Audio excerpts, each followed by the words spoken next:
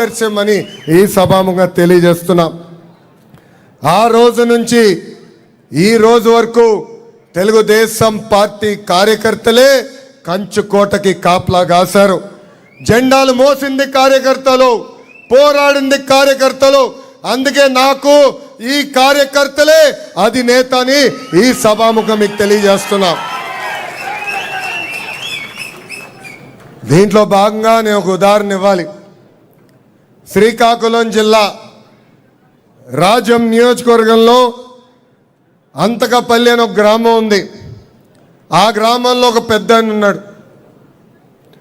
చిన్న పిల్లల దగ్గర నుంచి పెద్దవారి వరకు ఆయన్ని తెలుగుదేశం అని పిలుస్తారు. ఏమని? తెలుగుదేశం అని పిలుస్తాడు. ఆ పెద్దాయన పేరు ఎవరికి తెలీదు. ఆ పెద్దాయన కూడా తెలుగుదేశం అంటేనే ఆయన పలుకుతాడు. నిజంగానే అది చూసిన తర్వాత, నేను తెలుసుకున్న తర్వాత నా పైన ఎంత బాధ్యత పెరిగిందని నేను మీ అందరికీ తెలియజేస్తున్నా. దేశానికి సంక్షేమం పరిచయం చేసిన గొప్ప వ్యక్తి అన్న ఎన్టీఆర్.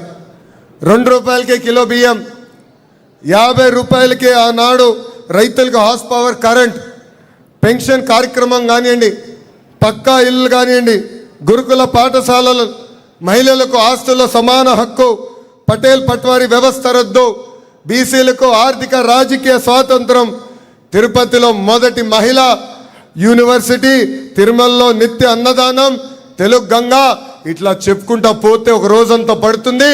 అలాంటి అద్భుతమైన సంక్షేమ కార్యక్రమాలు కేవలం 7 సంవత్సరాల్లోనే అన్న ఎన్టీఆర్ మనకు అర్పించారు.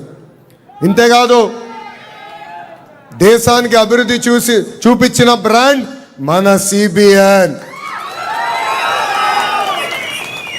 ప్రజల వద్దకు పాలన,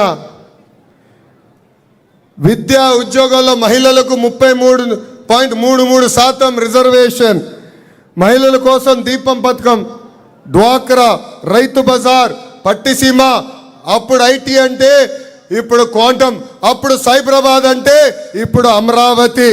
వయసు 75 అయినా స్పీడు 25 సంవత్సరాలు కుర్రోడు.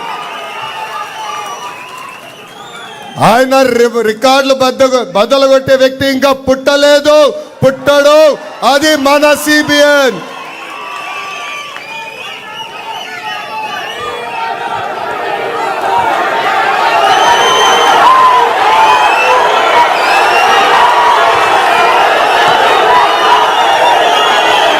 గల్లీ నుంచి ఢిల్లీ వరకు పసుపు జెండా పవర్ ఏంటో మనం చూపించాం. ఎక్కడ చూసినా సైకిల్ బ్రాండ్ కనపడుతుంది. National front, United front, NDA లాంటి అలయన్స్లో కీలక పాత్ర వహించింది తెలుగుదేశం పార్టీ. అంతేకాదు, రాష్ట్రపతిగా అబ్దుల్ కలాం గారిని ప్రతిపాదించింది మన సిబిఎన్. పార్లమెంట్కి తొలి దళిత స్పీకర్గా బాలయోగి గారిని కూడా నియమించింది మన సిబిఎన్. అంతెందుకు, అంబేద్కర్ గారికి భారత రత్న రాతలో కీలకమైన పాత్ర వహించింది అన్న ఎన్టీఆర్. హైవేస్ కానివ్వండి, పవర్ కానివ్వండి, టెలికాం కానివ్వండి, ఐటీ కానివ్వండి, ఇప్పుడు ఏకంగా డేటా సిటీ కానివ్వండి, అనేక సంస్కరణలో కీలక పాత్ర వహిస్తుంది ఒకే ఒక పార్టీ, తెలుగుదేశం పార్టీ.